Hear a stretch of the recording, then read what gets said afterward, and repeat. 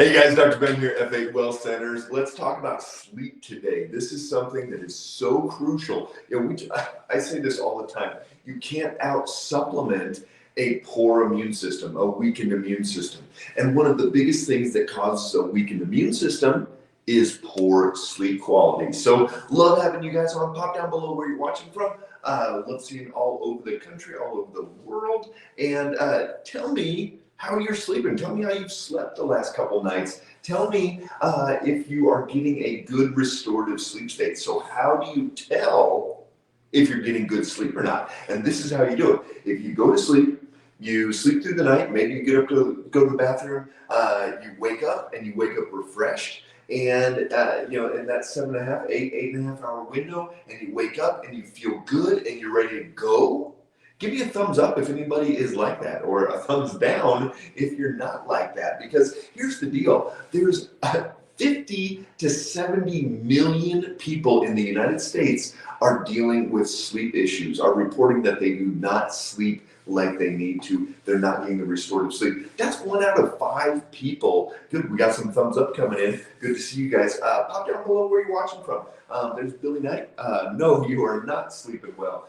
Billy is not sleeping very well. So here's the thing. It's 1 in 5, 20% of the population does not sleep well. Carla doesn't sleep well either. We've got some thumbs down. Sharon, how are you sleeping? So 50 to 70 million people are dealing with these sleep issues. 30% of the population gets less than 6 hours per night of sleep. Think about that. You're only getting 6 hours or less per night, when really we need at least 7.5 to 8 hours. There's a few people that are like, you know what, I've gotten 6 hours of sleep every night for my entire life. Hey, Joe and Carolyn, you guys are not sleeping as well. So, look here, we've got 35 people on the call right now, and there's at least 6 or 7 of you that are dealing with poor sleep that have actually admitted it with that thumbs down. Lorraine, you sleep well, good job. So of everybody that gave a thumbs, we're like 7 poor to 1 good. So let me know if you guys are sleeping well. We know that 44% of people over 65 years of age are going to fall asleep unintentionally throughout the day. So if that's like grandma or grandpa sitting on the chair and it's 4 o'clock in the afternoon and they doze off, or 6 o'clock and they turn on the TV and they're sleeping most of the night, there's 44% of people over 65 years of age are not sleeping well, to the point that they're unintentionally falling asleep throughout the day. So we know it is rampant. Poor sleep is rampant. Joe, I need 1 milligram of alprazolam to get a decent night's sleep now. OSA on a CPAP too. Yeah, Joe, there's a lot of things that you're going to be able to do. We're going to go through some of those things down below. Top 6 things that you can do to get a better night's sleep. So here's some of the symptoms people get from not getting enough sleep. We are going to deal with brain fog. You're just going to be a little bit foggier, just a little bit slower, fatigued, just not as much energy as you need throughout that day, a little bit more tired. Lack of productivity. There's tons of studies at work, the amount of lack of productivity at work that people have from being fatigued, from not getting enough sleep, from just not being as on their A game as they could be. Irritability, this is another big one. People are more irritable. They have more mood issues, things like that. There's Greg. I just recently started children's dosage of melatonin, and I'm getting a more restful and longer sleep. Adult dosage prescribed gave me a bad reaction. Yeah, Greg, a lot of people with melatonin, they are going to actually wake up groggy and kind of hungover feeling, things like that. So, we can't just rely on those sleep aids, even if it's natural. You've got to fix the why. Why are you not sleeping? And stick with me here, Greg. I'm going to give you some other ideas. Even while you're taking that children's melatonin, you're going to be able to do some other things. So irritability, you're grumpier, things like that. A lot of research shows increased risk of death in people that are having insomnia and not sleeping well. They're going to die earlier. They're going to have more diseases, things like that. And then we know that it decreases the immune system. You can't out-supplement. We we've talked about zinc and vitamin D and quercetin and all these different things, but you can't out supplement a weakened immune system. Weakened immune system is going to be because you are depleted from not getting good sleep. Hey, Penny, I sleep wonderful. Wake up bright-eyed. Good morning from Southwest Florida. My secret is a glass of red wine. So my question, Penny, would be, what happens if you don't drink that glass of red wine? You know, I have patients all the time. They drink 3 beers to go to bed. They drink, they smoke some marijuana, they have to take pills, whatever it is. We should be able to sleep, like Penny just said there, without having to take something, without having to drink something, smoke something, whatever it is. Hey, Joe, yes, that happened to me on melatonin. Yeah, you get this hungover feeling. So melatonin, it's produced naturally in our body, and it's actually stimulated by the cortisol. So cortisol being high in the morning is good, but low at night is good. So it's stimulated by that cortisol going down, and then it's going to help that melatonin be released naturally.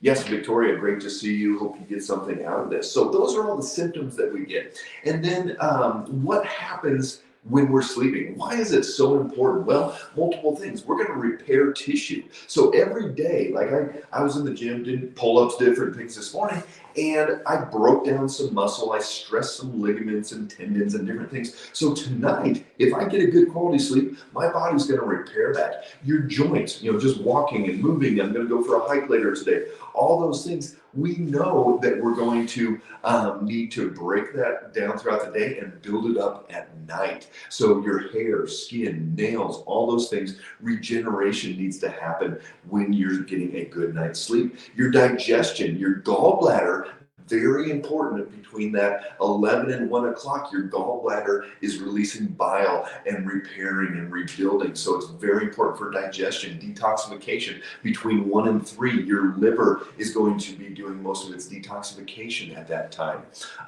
Hey, Joe, I've got metabolic syndrome and adrenal fatigue, so no cortisol left in my body. Joe, check out some of our other videos. We talk about metabolic syndrome all the time, totally reversible. The adrenal fatigue, I just did a video on that earlier this week, totally reversible as well. You can do this, and of course your testosterone is low. I wouldn't be surprised if your estrogen is going high as well, and so you've got to make sure you're not aromatizing that testosterone and estrogen. These things are fixable, Joe. So we get into that detoxification.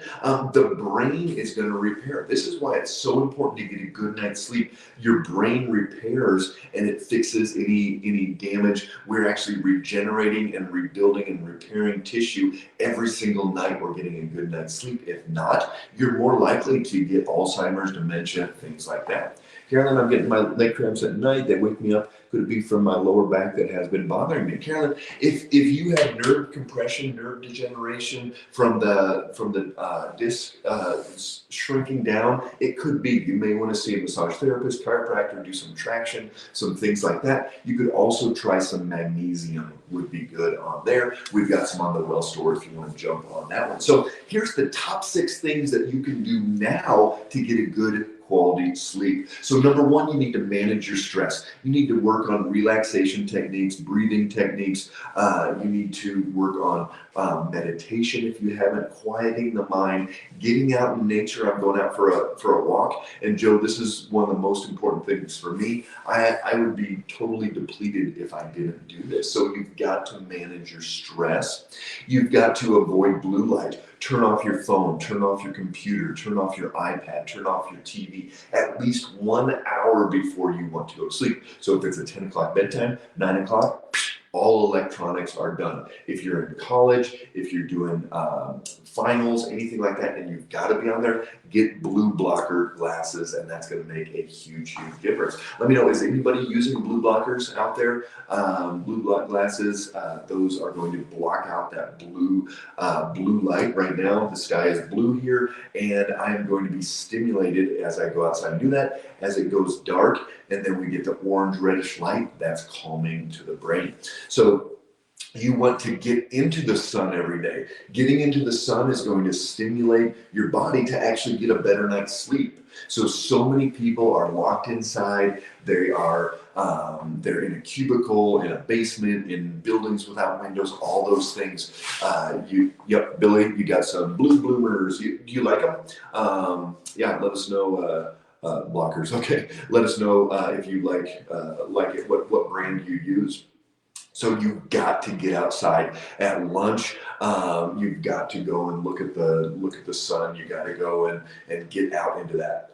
Dan, yeah, high cortisol is a common cause of poor sleep. High cortisol is hard time getting to sleep. So if you're having a hard time getting to sleep, it's usually because that cortisol jumps up there. Billy also does an earthing pad. Good job. Exercise. I always say you have to earn your sleep. You've got to do good quality exercise. Get your steps in each day. It's not scientific, but at least 10,000 steps. You've got to get movement. Do some exercise. Do some weights. Do some sprints on your stationary bike. Whatever you can do, you've got to get that exercise each day to earn your sleep. How many ranchers, farmers, people like that are dealing with insomnia if they're busting their butt every day? Probably not a lot. We have to balance our blood sugar. So here it is. Hard time getting to sleep is your cortisol's too high. Hard time staying asleep is usually because your blood sugar is crashing at nighttime. And that's because you're not keeping your blood sugar stabilized throughout the day. So if you are not sleeping through the night and you're waking up and just lying there, it is usually because you're not sleeping through the night like you need to because of that blood sugar drop. And it's probably because during the day you did not keep your blood sugar steady. That's why we use the continuous glucose monitor, and we're able to track that blood sugar all day, all night, and do things to change it. And then number 6, you need a good bedtime routine. What does this mean? Well, if I'm going to bed at 9 o'clock, 8 o'clock, I'm in my room. I got 4 boys. They come in, we talk, we work on different things. I've got my massage gun out. My wife was in the sauna last night. We were talking. The lights were low, had relaxing music on, talking about the day, talking about the weekend, just kind of winding it down a little bit, doing some reading, praying, different things like that. And that's going to be a huge part of getting ready for that sleep. So you've got to prepare yourself for that sleep. You've got to earn your sleep, but you've also got to prepare yourself for sleep. So Victoria, good. Hope that helps. Sherry, great to see you. And so the occasional red wine and watching videos before I fall asleep are my big ones. Thank you. Yes. So most people, if you are drinking alcohol before bed, even if you do fall asleep, if you're tracking like with a Fitbit, Apple Watch, anything like that, if you're tracking your sleep, it is not going to be a good restorative sleep. Even if you're kind of passed out all night long, alcohol is going to not do very well for your sleep state. A lot of people will use it to help them get to sleep, to shut their mind off, things like that, but you're not going to be getting a good restorative sleep state for it. Try these 6 things, give them a shot, take it on for giving your body the best quality sleep you can. Let me know if you got any questions, and if you got any tips, leave those down below for other people as well. Make it a great day, and especially make it a great night.